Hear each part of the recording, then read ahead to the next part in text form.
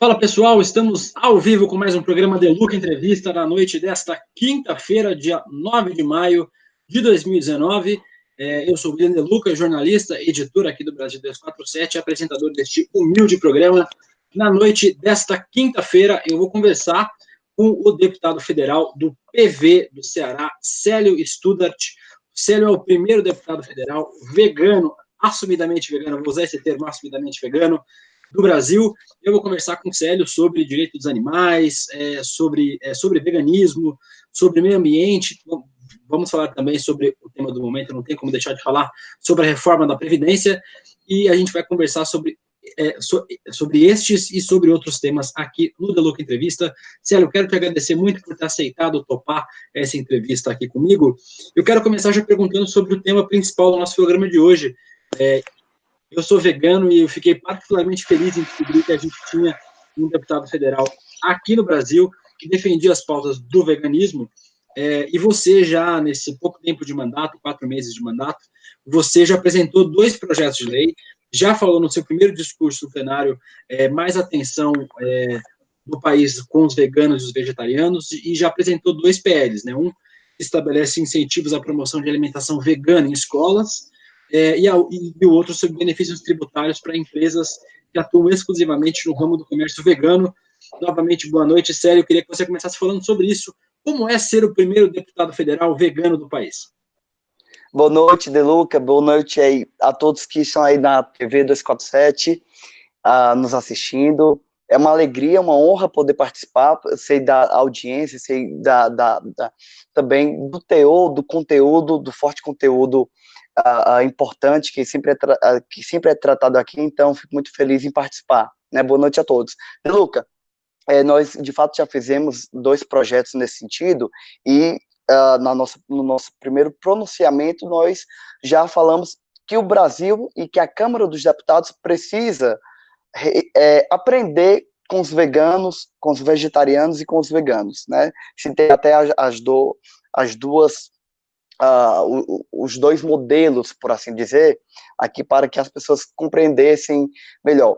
E realmente é um desafio porque, de fato, nós vivemos em um país onde o veganismo vem caminhando, é uma questão, um aprendizado para muitas pessoas que estão nessa caminhada, né? Eu já era vegetariano antes de ser vegano, e como qualquer pessoa passa por esse processo, e quando você leva para o âmbito político, você tem aí uma nova reflexão de como abordar isso, do quanto eu devo abordar, do quanto é muito diferente de quando você aborda simplesmente só no seu campo social, ou no seu campo pessoal, quando você aborda como uma pauta política que precisa de uma agenda. Embora tenhamos feito 2 projetos, outros virão pela frente, nós precisamos de estratégias para convencer por que aquilo é importante.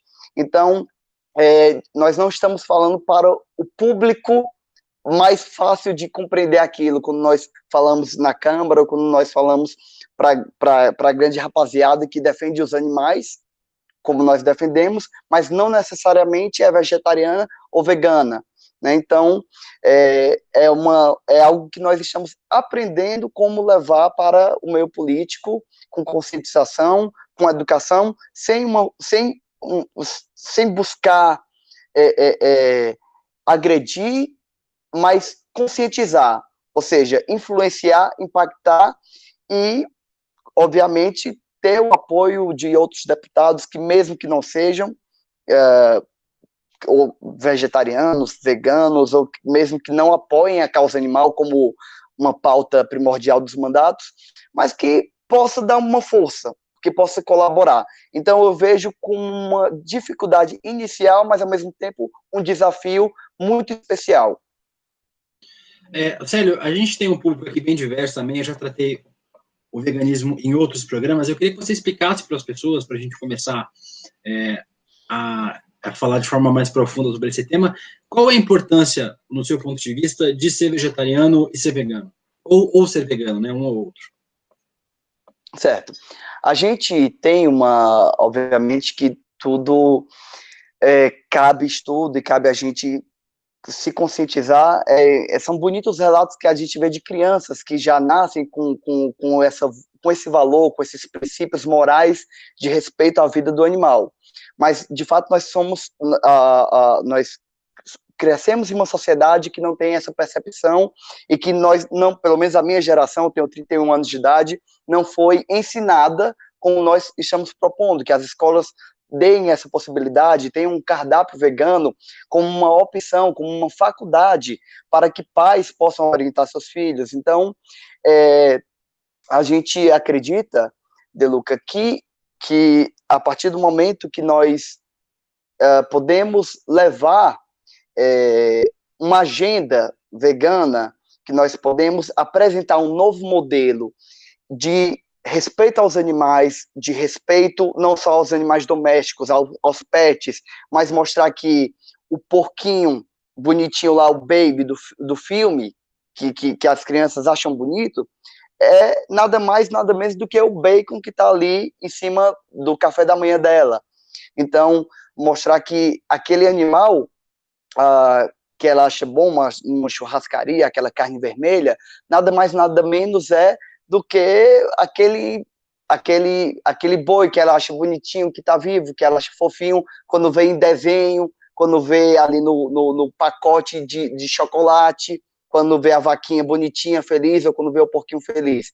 Então, traduzir isso para a linguagem política, para a linguagem de projetos políticos, é um desafio muito grande, porque nós estamos lidando, acima de tudo, com um ambiente que é, de certa forma, hostil até à própria causa animal dos pets, quanto mais quando a gente quer abordar a questão de como vaquejada, como rodeios, como foie gras, e todos os outros abusos feitos com animais que não os domésticos. Nesse caso tem um outro problema também, né? Uma indústria muito forte, né? A gente tem uma bancada que foi apelidada carinhosamente de bancada do boi, né? Aí em Brasília, tipo, aí no Congresso, que luta fortemente por esse direito, né?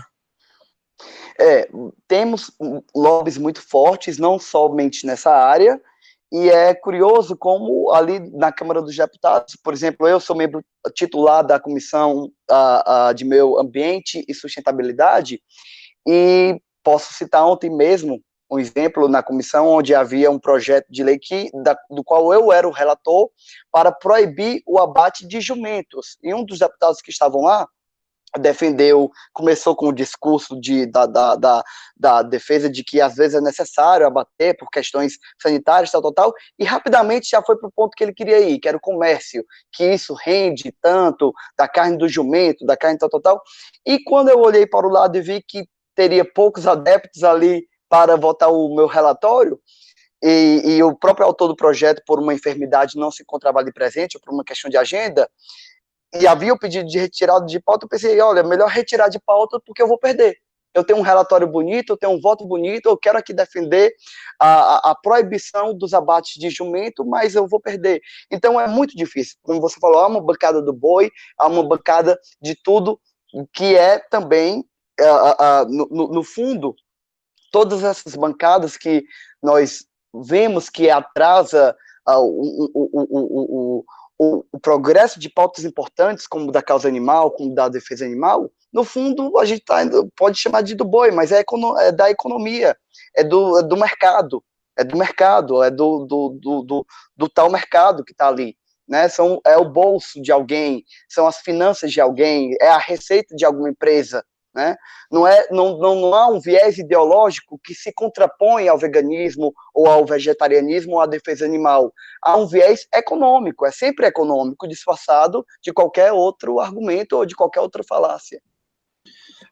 Célio, você também você foi eleito presidente da sua comissão permanente em defesa dos direitos dos animais. Você já protocolou 34 projetos de lei relacionados à causa animal, e o primeiro foi em fevereiro, agravando a pena do crime de maus tratos de animais e que tipifica o crime de abandono. Queria saber como é que você avalia hoje no Brasil, como é que você avalia a nossa atual legislação sobre crimes de maus tratos e crimes de abusos contra animais? Você acha que a gente tem muito que avançar ainda nessa legislação? Muito. Nós temos uma legislação atrasadíssima, retrógrada, totalmente até incoerente com a nossa Constituição, incoerente com a defesa do animal que a nossa Constituição apregoa. Então, incoerente com os tratados internacionais que nós temos de defesa dos animais, por mais que, por parte desses tratados, também sejam incoerentes por si só, sejam contraditórios por si só, a nossa lei, ela é branda. Hoje, quem maltrata um animal sai pela porta da frente da delegacia.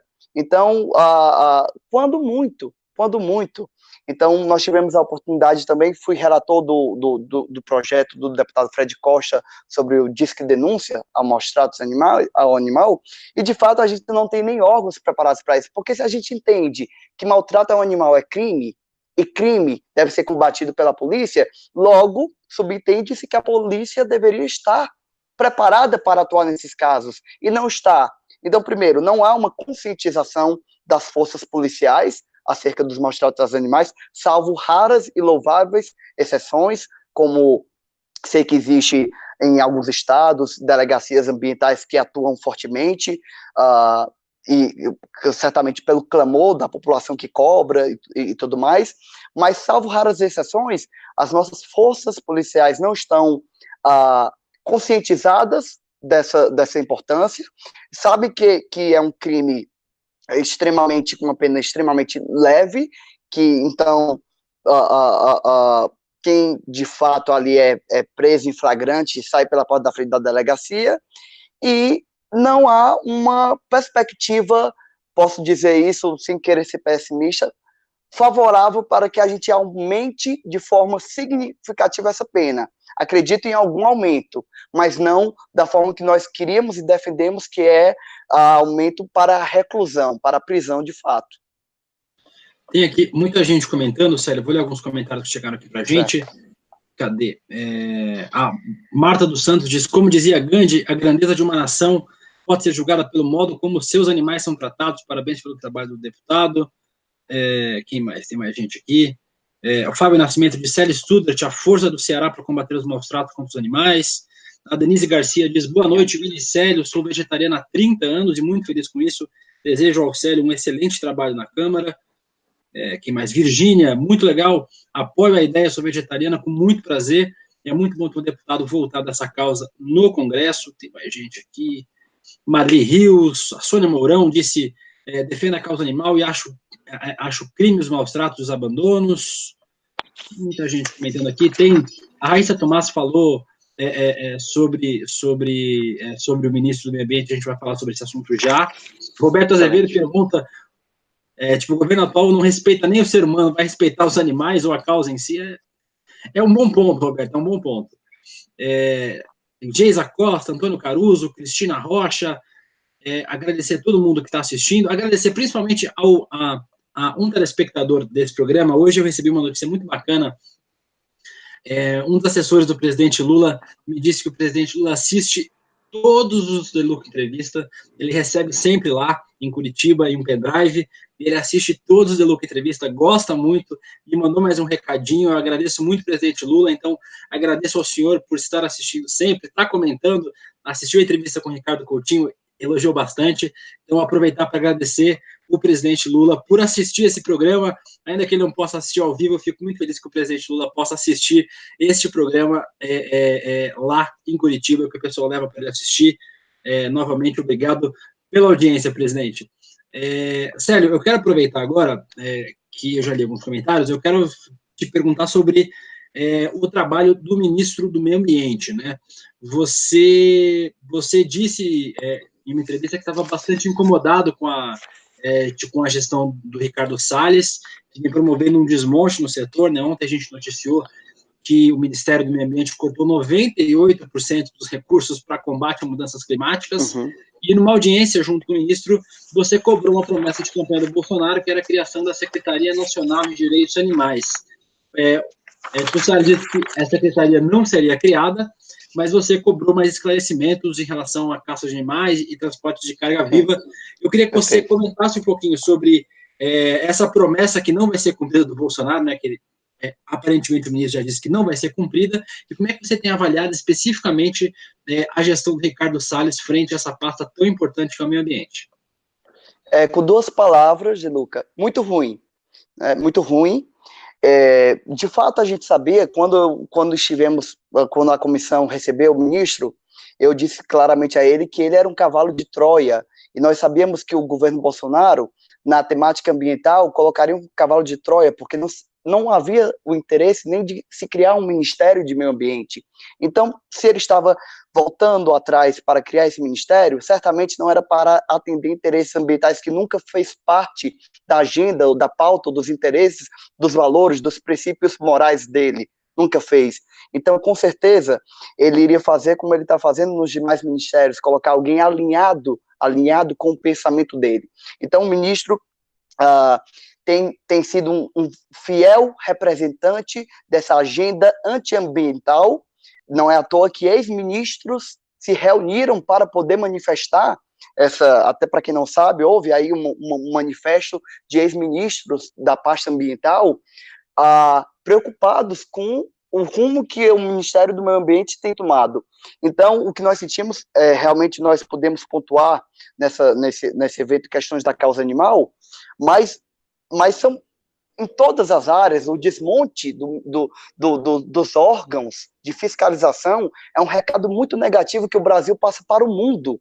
Quando o Ministério do Meio Ambiente faz um desmonte em órgãos de fiscalização ambiental, como é o que tem sido feito no Brasil, nós passamos para todo mundo a imagem de que nós, Brasil, que temos uma floresta enorme, que temos um meio ambiente fantástico, que temos uma possibilidade de dar exemplos para o mundo, estamos, na verdade, retroagindo, estamos, na verdade, andando de costas com a realidade, negando o aquecimento global, negando a importância dessas mudanças climáticas, ou seja, a relevância delas.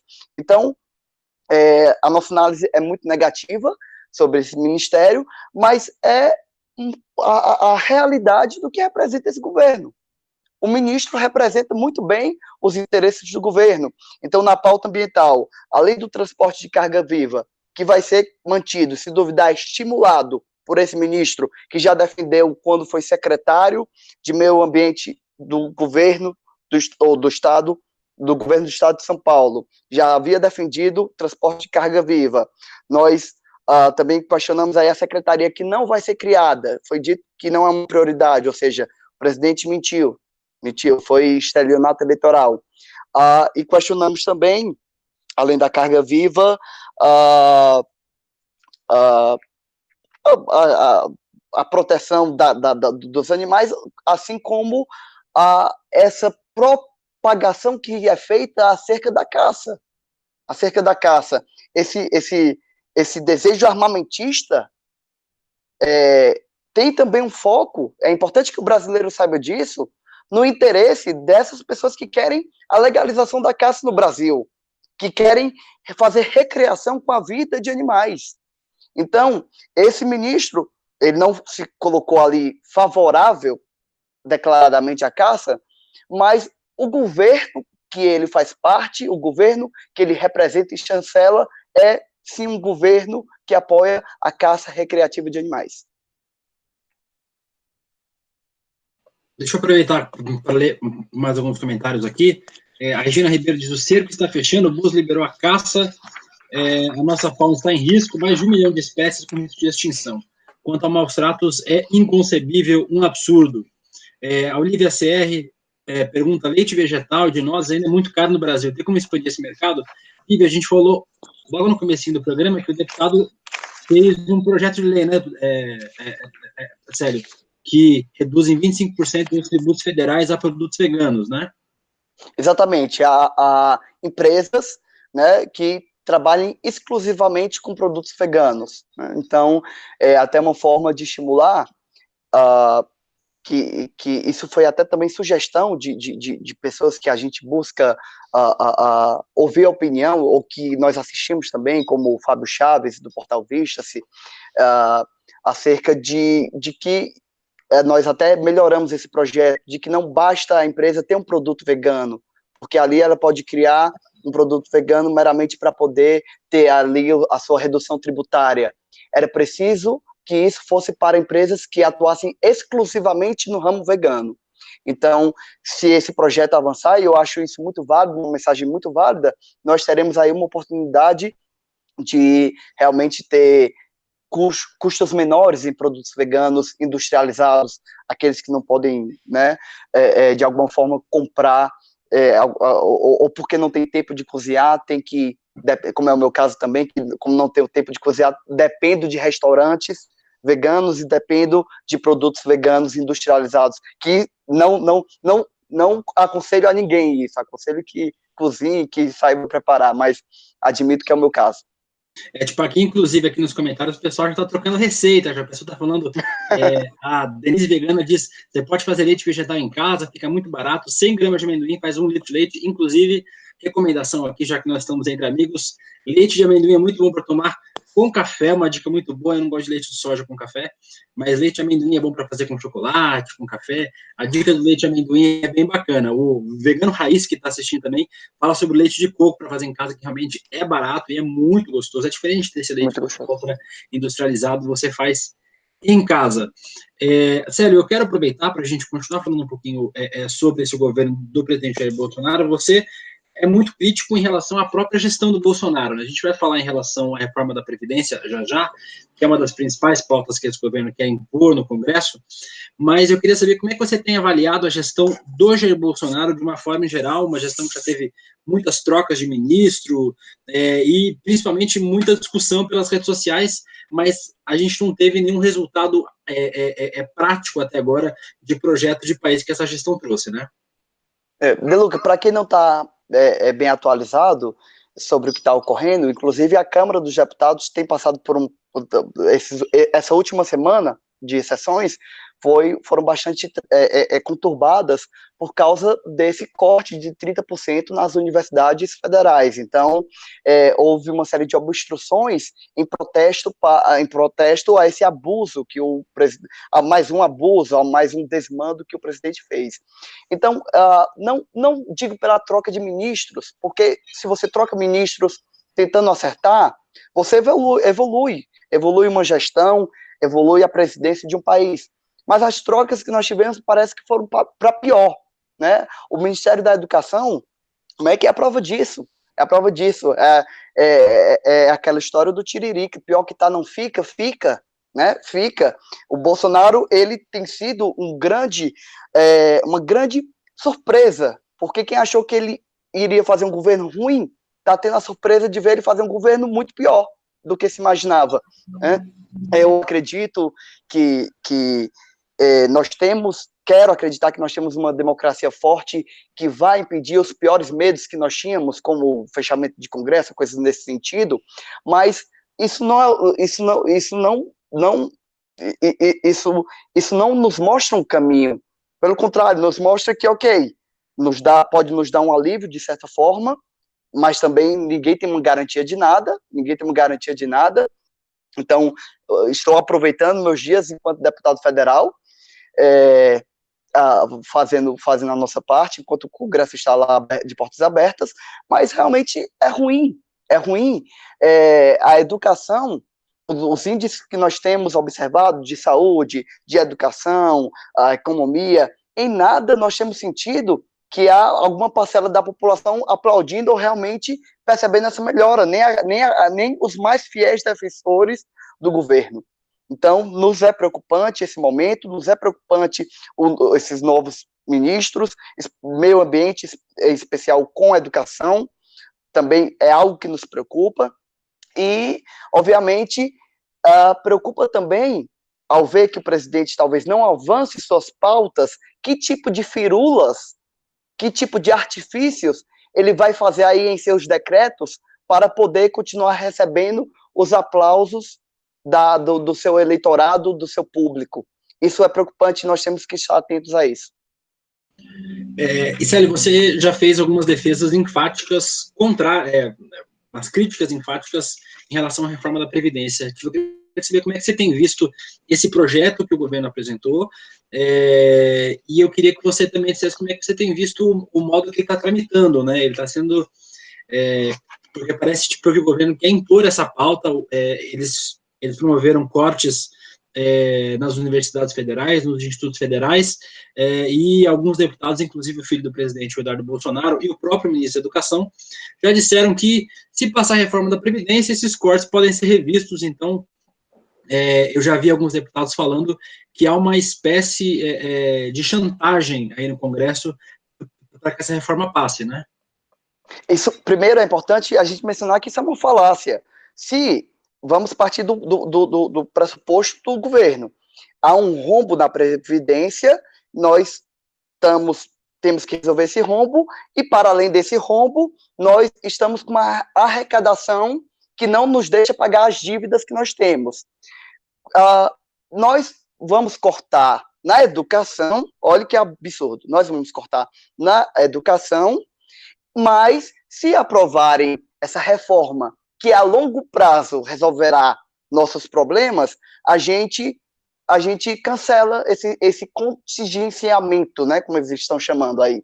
A gente cancela esses cortes. Isso é um absurdo, porque mesmo que houvesse qualquer melhoria econômica, não seria após a aprovação de uma PEC do presidente, não seria após a aprovação da reforma. Então isso é uma falácia, é um absurdo, realmente tem um cheiro de toma lá da cá, é uma chantagem, então é uma chantagem vil, que é uma chantagem feita com a educação do povo, é uma chantagem feita agredindo o estudante que utilizou fiéis, o estudante pobre, o estudante de universidade pública, que tem na educação a sua única forma de poder ascender na vida, de crescer, de realizar seus sonhos, de poder crescer profissionalmente. Só no meu estado do Ceará, na Universidade Federal do Ceará, são 43 mil estudantes que vão ser prejudicados com esses cortes. Esse corte foi feito de forma linear, não se averigou as universidades qual que tinha maior número de pesquisas científicas, qual que tinha maior contribuição, qual que tinha maior resultados acadêmicos, nada.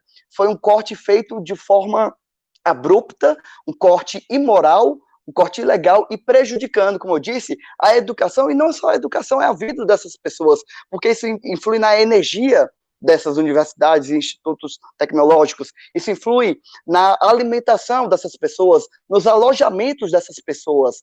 Então, quando você atinge, como muitas faculdades tiveram dificuldade em pagar energia no último ano, você está atingindo o trabalho técnico até de refrigeração de pesquisas, enfim, de tudo que é preciso para uma universidade funcionar. Então, o caminho para aprovar essa reforma que o governo Bolsonaro está fazendo é um caminho tortuoso, é um caminho desrespeitoso com o povo e com o Congresso brasileiro, e isso daí é notório até nas palavras também de pessoas da base do governo, que se envergonham da forma, ou que começam a contestar e perceber que esse caminho não dá certo, que esse caminho, que essa falta de diálogo, que essa falta de abertura e que essa agressividade na tentativa de convencimento não vai dar certo, não funciona, nem nunca pode funcionar em uma democracia. Eu quero aproveitar que tem muita gente comentando aqui, tipo, Olivia SR ainda está trocando receitas veganas aqui, vocês podem continuar trocando receita vegana enquanto a gente conversa. A Dalvanice Dani diz, ridículo esse governo, paga 40 milhões para passar a reforma e dizem que a Previdência está falida. Quem esses imbecis querem enganar? Aí fala que a culpa é do PT e dos governos antecessores. A Margarida Queiroz, de chantagem da cadeia, o que vocês estão esperando para caçar a chapa do Bolsonaro? A Raíssa Tomás diz, reforma da Previdência precariza de forma acentuada as mulheres, professoras e pessoas com deficiência, é verdade. A Sara Souza, feijoada vegana é uma delícia, outra recomendação muito boa. Experimentem feijoada vegana, vocês não vão se arrepender. A Valéria Cordeiro dá uma dica de filme aqui, Cowspiracy, que é um excelente documentário para quem quiser se motivar a deixar de consumir alimentos de origem animal. Tem no Netflix, é bem bacana, podem assistir. Tinha mais um comentário legal que eu tinha visto aqui sobre um programa da Venezuela. Deixa eu ver se eu acho aqui. Eu não vou conseguir achar agora, já eu acho aqui, mas é que tem um programa sobre defesa. Aqui, ó, achei. O Ricardo diz que na Venezuela os direitos animais são um programa federal, a Missão Nevado, é uma dica para quem está assistindo aqui, e quem sabe dá para desenvolver alguma coisa parecida no Brasil. Tem gente perguntando qual era o partido do Célio do Partido Verde, do PV. eu quero aproveitar que está todo mundo assistindo aqui, pedindo para vocês se inscreverem no canal, clicarem no sininho para receber as notificações. Quem puder nos ajudar, seja membro do canal, é só clicar no quadradinho azul aqui embaixo, seja membro. Quem puder ajudar ainda mais, brasil247.com.br/apoio, seja um assinante solidário, ajude a gente a continuar construindo este espaço de mídia contra-hegemônica e continuar falando sobre esses temas bacanas aqui com vocês, certo? Deputado, a Raíssa agora, nos comentários, falou sobre pessoas com deficiência. Você também tem uma pauta em relação a pessoas do espectro autista, né? Você criou a Frente Parlamentar em Defesa das Pessoas com Transtorno do Espectro Autista, foi assinada por 227 parlamentares, foi lançado em março, você é o presidente da frente. Eu queria que você falasse para a gente como é que está sendo esse trabalho e como é que você acha que o poder público tem tratado esse tema das pessoas com transtorno do espectro autista aqui no Brasil. Perfeito. É um tema que precisa ser bastante debatido, pois muita gente não conhece e realmente o que foi dito aí é verdade. A reforma da Previdência, ela é perversa também com as pessoas com deficiência. É importante mencionar isso, além do que foi dito aí, mulheres, professores e tantas classes, é também muito prejudicial às pessoas com deficiência.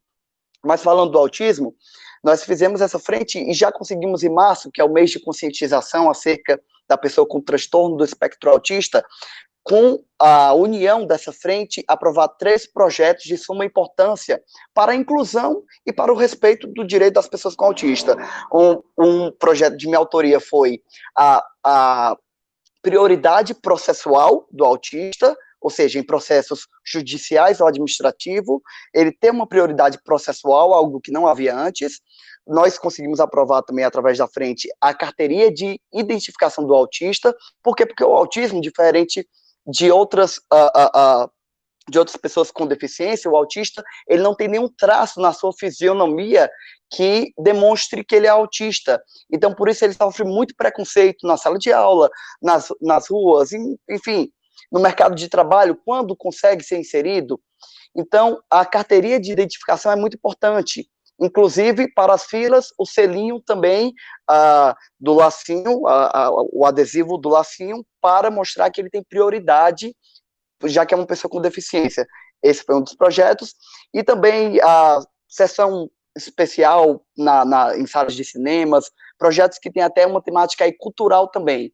Então, acredito que foi uma grande vitória da população ter tido a aprovação desses projetos na Câmara dos Deputados, e agora nossa luta, enquanto presidente da Frente Parlamentar em Defesa da Pessoa com Transtorno do Espectro Autista, ou seja, do autista, é ir ao Senado e correr para que esses projetos sejam também aprovados no Senado.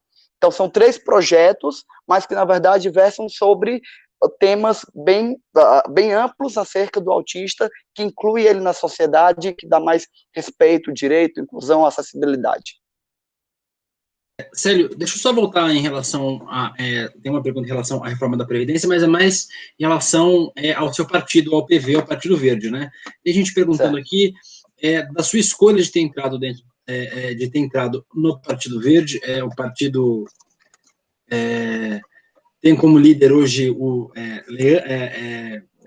Leandro Dal Ponte, né, deputada do PV lá do Paraná, e tem um deputado que fazia parte da comissão que votou o relatório, o Henrico Missassi, aqui do PV de São Paulo, e votou em favor da reforma. Muita gente do PV já se posicionou em relação favorável à reforma. Eu queria saber como é que você avalia hoje em dia o posicionamento do PV em relação ao governo Bolsonaro, em relação a essa pauta especificamente da reforma da Previdência. E você tem pautas que a gente considera pautas do campo progressista, né? O veganismo, as pessoas com deficiência. Eu queria saber como é que você se vê em um partido que, às vezes, acaba se aliando com pautas mais conservadoras. Certo. Nós somos somente 4. Né, 4 deputados, é importante dizer que somos uma bancada muito pequena, né, uma bancada muito pequena que o Partido Verde firmou. E, de fato, me sinto contemplado pela maior parte das bandeiras do PV, em especial a ambiental, que é onde eu milito com maior fervor, com maior vigor. Essa reforma, acredito, não posso falar por eles, pelos demais deputados, mas acredito que dos 4, 3 3 são já declaradamente contrários, ou se não em sua totalidade, na maior parte dela, mas como, repito, não posso falar por esse, posso falar por mim. Então, eu encaro como parte da democracia a divergência interna também. A divergência interna partidária, ela também é uma característica da democracia partidária. Então, de fato, um deputado do Partido Verde votou pela admissibilidade na Comissão de Constituição e Justiça, é o voto dele, não seria o meu, mas eu não respondo pela carteira parlamentar dele. E como eu vejo a situação, isso, conversando, dialogando, tanto que para a comissão especial nós já buscamos aí fazer algo diferente, né? Já temos um professor na comissão especial que vai prioritariamente lutar contra a reforma no seu ponto onde ataca os professores, que é muito cruel, que é muito ruim, como foi dito, em especial as professoras, e nós, como somos poucos, tentamos balancear. Aqueles que pensam diferente não podem ter uma voz única dentro do parlamento. Por isso nós colocamos nossa voz também. Até dentro do partido existem divergências e isso nos faz negociar politicamente. Eu acho que essa é a diferença do democrata com o autoritário, com o autoritarismo ou com os ditadores. Os ditadores não negociam nem dentro nem fora. Nós somos obrigados a ter que conviver com divergências dentro e fora. Quero aproveitar para agradecer a todo mundo que está assistindo. O Vinícius fez uma pergunta do exemplo. Vinícius Rosa, veganismo gera câncer? Vinícius, muito pelo contrário, todas as pesquisas mais modernas, eu vou me dar o direito de responder essa pelo deputado,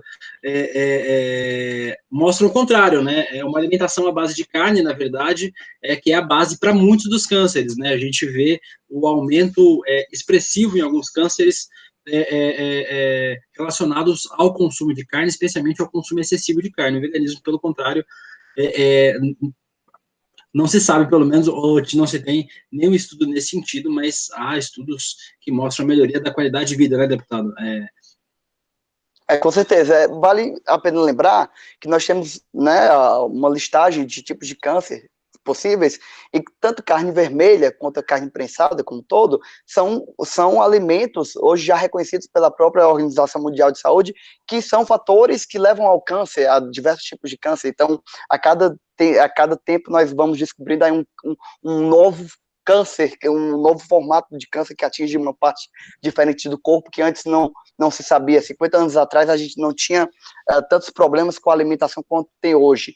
Então, quanto mais natural, quanto mais perto da natureza um alimento está, mais salutar ele é para o indivíduo. Então, as frutas, os vegetais, sem dúvida alguma, os cereais, são os alimentos que melhor fazem a saúde do indivíduo, e não os alimentos industrializados, até como mencionei, até há alimentos veganos industrializados, né?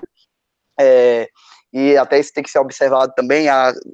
Felizmente há canais no YouTube, há pessoas que se propõem a fazer essa análise de rótulos e tudo isso, e de fato o que se observa é uma melhora na saúde, se também tendo os devidos cuidados com que você se alimenta. Você pode ser vegano e comer só batatinha frita o dia todinho e você não vai ser uma pessoa saudável. E aí tem aqui tipo, os comentários que tem rolado aqui. A Helena fala sobre defender a agricultura biológica e o bem-estar dos animais é importante. Diz que carne não causa câncer. Helena, carne realmente não causa câncer, não tem nada que cause câncer, mas há estudos, dezenas deles, depois você pode ir lá no meu Twitter, a gente conversa, @deluca, que mostram que consumir carne vermelha e consumir carne aumenta a incidência de alguns tipos de câncer, sim, não sei o que estou dizendo, são estudos de várias universidades. Ela também fala sobre o mal que a agricultura intensiva causa no ambiente, por isso que é importante a gente defender também a agricultura de pequenos, tipo de pequenos agricultores, orgânicas, sem agrotóxicos, e na verdade as pessoas defendem o veganismo porque a indústria de criação de animais, né, ela é muito destrutiva para o meio ambiente, e a agricultura extensiva que produz comida para esses animais, no caso aqui no Brasil a soja, também é um dos maiores causadores de desmatamento no Brasil, né? Grande parte da soja que é plantada no Brasil vai para a ração de animais e não para a alimentação humana, então é importante a gente pontuar esses pontos. A gente está quase no finzinho da entrevista, eu quero te fazer uma pergunta agora sobre Fortaleza. Sério, você está em algumas listas de possíveis candidatos a prefeito de Fortaleza em 2020, né?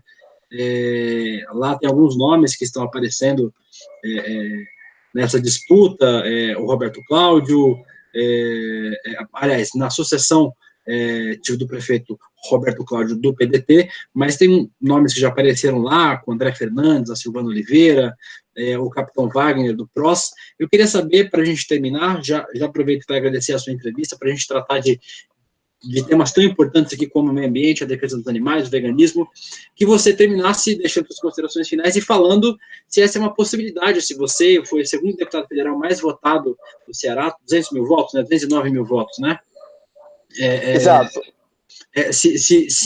Se ser prefeito de Fortaleza é uma coisa que passa pelo seu projeto político, e novamente agradecendo o espaço e você ter gasto esse tempo aqui com a gente conversando sobre esses temas do Brasil 247. Eu que agradeço, a oportunidade, me sinto muito honrado de poder debater esses temas. Para mim é um formato novo aqui também, então peço desculpas para quem não tiver entendido alguma coisa ou tiver falado rápido. Tem aí nossas redes sociais, quem quiser entrar, Sério Estudo, a gente está sempre mostrando aí nossa atuação política e nossas defesas, nossos projetos. Então, peço desculpa aí se algo não ficou bem compreendido, mas estamos à disposição para tirar dúvidas. Sobre Fortaleza, eu fui vereador mais votado em 2016 em Fortaleza e concorri a deputado federal, tendo sido o segundo mais votado. Todavia, o meu horizonte hoje é ser deputado federal e fazer um mandato que possa defender o Brasil, o país. Eu tenho muito orgulho de ter tido uma votação expressiva na minha cidade, não tenho dúvidas de que, de alguma forma, participarei ou influenciarei a eleição da prefeitura de lá, porque é muito importante a gente olhar para o executivo municipal, é onde as pessoas vivem a cidade, os dilemas de trânsito, as questões acerca da mobilidade urbana, da saúde, da educação municipal, enfim, são questões muito importantes, mas no meu horizonte hoje é permanecer na Câmara dos Deputados e poder fazer um bom mandato e poder concluir esses 4 anos orgulhoso de ter representado bem o povo cearense. Acho que não só Fortaleza, como o Ceará todo espera isso de mim, mas sim, quero participar de alguma forma, influenciar de alguma forma no que for possível as eleições, não só de Fortaleza, mas de todo o Ceará, para que a gente tenha bons políticos, bons quadros e boas pessoas com boas ideias, que defendam a causa animal, que defendam o respeito às pessoas, o respeito às mulheres, o respeito à diversidade, o respeito, enfim, das classes, das minorias que mais sofrem no nosso país. Então, esse é o nosso projeto principal.